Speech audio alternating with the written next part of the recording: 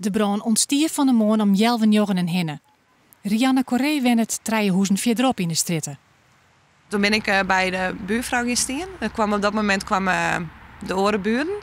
Die 1 en 2 inbellen, die kwam mij het jonkjongen in. De zoon van het slachtoffer. En die op dat moment wie die ontsliepen in een huis boven. En die werd wekker van een rookontwikkeling. En die is eigenlijk gelijk naar boeten rond. En die is wel gelijk bij de buurman in België. Van er is bronnenbuis en je moet 1 en 2 bellen. We kregen een melding woningbrand, mogelijk slachtoffer. Bij aankomst is onze eerste eenheid direct de woning ingegaan.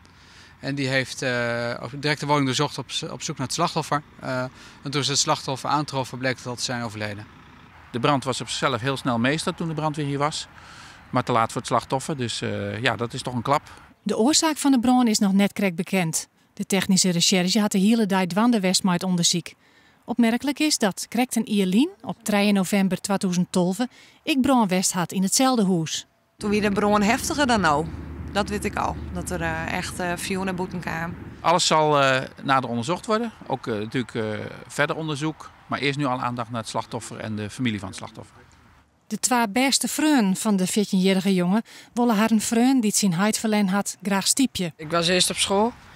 Toen mocht ik van de leraar mocht ik hier gaan kijken en mocht ik hem zoeken en kijken hoe het met hem ging en zo. We willen hem heel graag steunen. 14 jaar en dan al je vader verliezen is niet best. Dat is triest.